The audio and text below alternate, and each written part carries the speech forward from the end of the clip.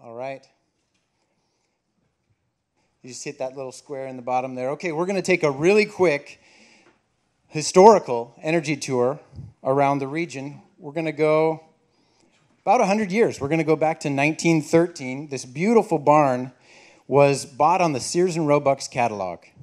No lead points for shipping it from New York around the Horn because the Panama Canal wasn't open.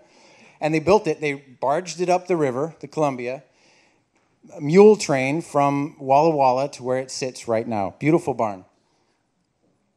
But in 1913, this farm did not have electricity. The most high-tech thing on the farm was that barn. It was their energy storage system. And many of the farms in the region didn't. But the Conduit Dam on the White Salmon and the Powerhouse Dam on the Hood River were already there. And most of the towns in the region had electricity, the towns and the cities. 1925, this is Oak Street in Hood River. Everything was lit up. It was expensive and it wasn't reliable, but the cities had power. The federal government at the time was looking at the Columbia River system and seeing the massive potential for energy and building the economy. And they really wanted to put that energy to use. So in the 30s, they did. They started building dams on the Columbia, putting America to work, dragging the country out of the Great Depression.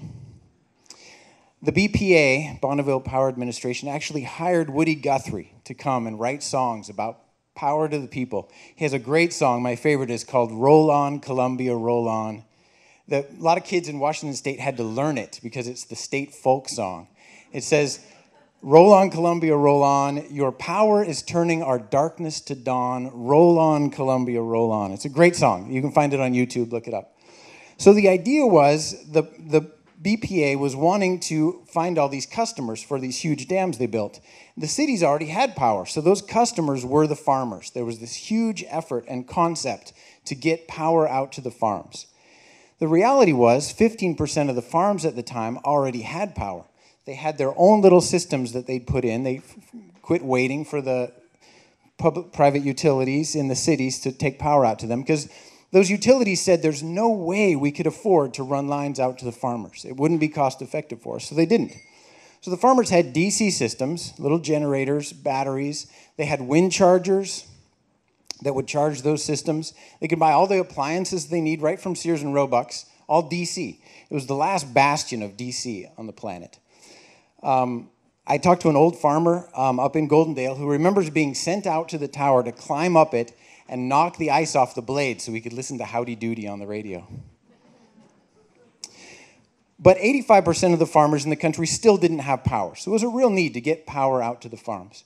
So in 1935, the Rural Electrification Act was passed by executive order to basically, it was a loan mechanism where the federal government would loan money to municipalities and PUDs in order to take the power lines out from the PUD system to the farmers.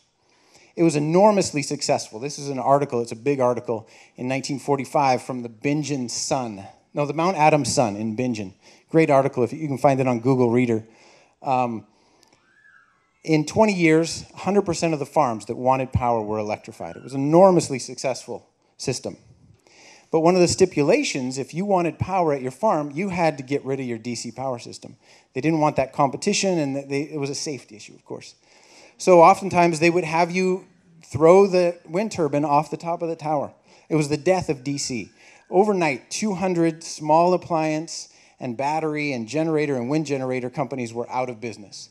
It was kind of the birth of too big to fail, too small to succeed, which has often been our policy here in the country. So let's skip forward a few years to today. We've got about 7-mile-long coal trains going up the Gorge. This is Maryhill. It's my commute there. Right here, these lights, Pacific Power is getting 66% of their energy from coal. They have 2 plants, one in Boardman and another one in Centralia, Washington. Dirty, nasty places. We don't need to talk about how bad coal is because coal kills. But both those plants are scheduled to shut down in 2020.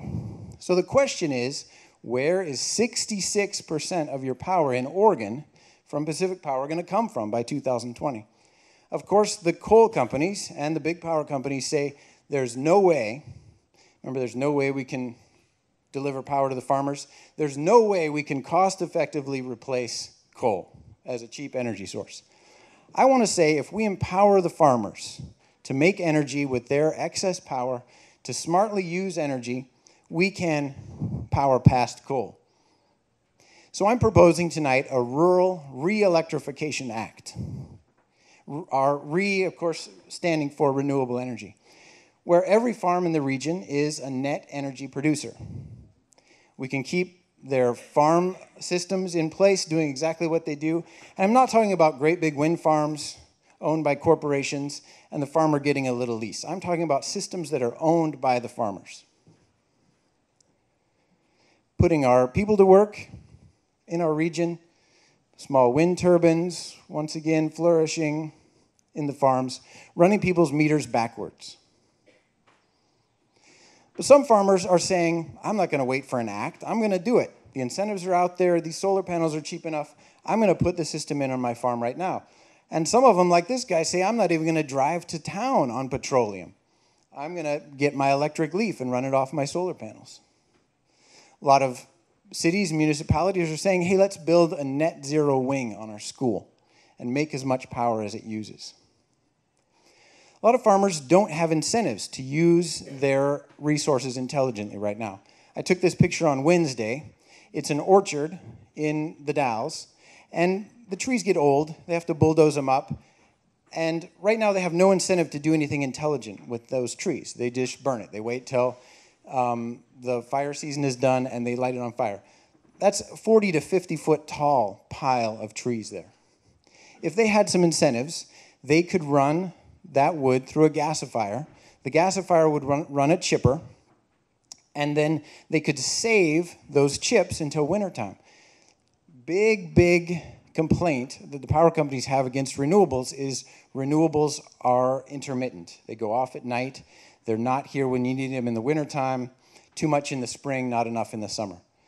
Farms have ways that they can use nature's resources and store it and use power when power is in excess and not use power when they don't need to. They can store the energy. And biofuels are a great way to do that. Battery technology is available. Farms are a great place for batteries. Pumped hydro, micro-pumped hydro. We don't need huge basins like this. Every farm should have a little pond that can pump into it when there's excess energy, drain from it, and run a micro-turbine when there's not enough energy. So let's go back to this barn. This was the high-tech thing that the great-grandfather of the owner of this farm decided to put up in 1913. The owner of this farm is looking forward to his great-grandchildren, and he's wanting to make a difference and make that farm net zero. So he did. Thank you very much.